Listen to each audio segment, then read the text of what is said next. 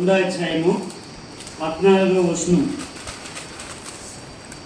యవనస్తులారా, మీరు బలవంతులు, దేవుని వాక్యము మీ యందు నిలుచున్నది, మీరు దుష్టుని జయించి ఉన్నారు. మొదటి వర్తమానంలో యవనస్తులు తప్పక త్రుట్టిలెదురు. ఎందుకు త్రుట్టిల్లారంటే వారు ఎవరిలో లేరు, దేవుళ్ళు లేరు. చూడండి, త్రుట్టిల్లో వారు కూడా త్రుట్టిల్లకుండా చేయగల దేవుడు. అయితే ఎవరితో ఉంటే, దేవునితో ఉంటే.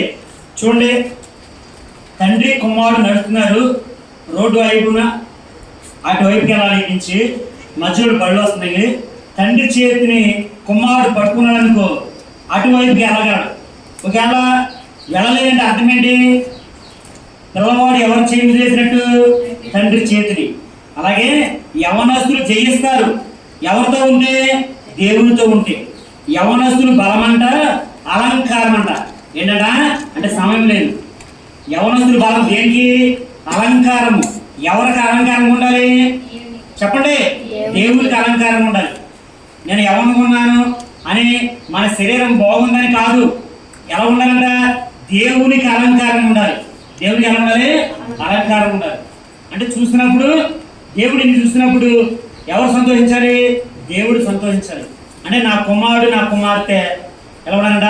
నమ్మకంగా జీవిస్తున్నారు, నాలో జీవిస్తున్నారని. కాబట్టి ఇక్కడ చూస్తే మనము, మీరు బలవంతులు. ఎప్పుడంట? దేవుడు చేతిలో ఉన్నప్పుడు మీరంట బలవంతులు. దేవుడు వాక్యం ఉన్నప్పుడు మీరు బలవంతులు. ప్రార్థన ఉన్నప్పుడు మీరు బలవంతులు. ఆ బలవంతులు ఎవరిని జయిస్తారు? దుష్టుని జయిస్తారు. ఎవరు జయిస్తారంట? దుష్టుని జయిస్తారు. కాబట్టి మీలో నాలో వాక్యం ఉంటేనే కానీ మనం ఎవరి చెంత లేమో. ప్రభు చెంత ఉండాలంటే నీలో నాలో ఎవరు ఉండాలి? వాక్యం ఉండాలి. అందులో చూడండి, యోహాను సువార్త 15వ అధ్యాయంలో 3వ వచనం చదవండి. ఎవరప్పుడు ఒకళ్ళు గట్టిగా చదవండి, అందరొచ్చు. యోహాను సువార్త 15వ అధ్యాయం 3వ వచనం నేను చదువుతుంది చూడండి. 4వ వచనం, నా యందు నిలిచియుండుడి, మీ యందు నేను నిలిచియుందును. చూడండి, అంటే ఎవరైంది ఉండాలంట? నా యందు నిలిచి ఉండి మీ యందు నేను నిలిచిందును. అంటే నా యందు మీరున్నారనుకో, నా యందు నిలిచి ఉన్నారనుకో, నా సన్నిధిలో మీరు ఉన్నారనుకో, మిమ్మల్ని ఎలా చేస్తాను? బలవంతులు చేస్తాను. మిమ్మల్ని ఎలా చేస్తాను? దుష్టులు జయించే విధంగా నేను చేస్తాను.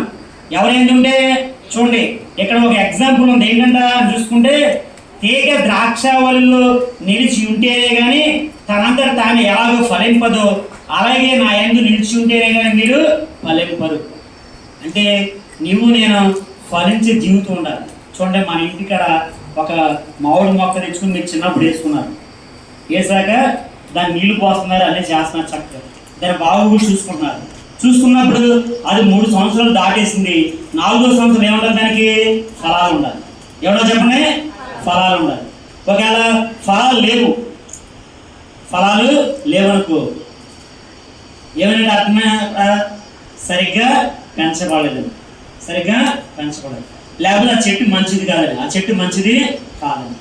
చూడండి, గొప్ప చెట్టు 2 రకాలు ఉంటాయి. ఒకటి కాయలు కాసేది ఉంటుంది, ఒకటి కాయలు కూడా ఉంటుంది. తాటి చెట్టు 2 రకాలు ఉంటాయి. తాటికాయల చెట్టు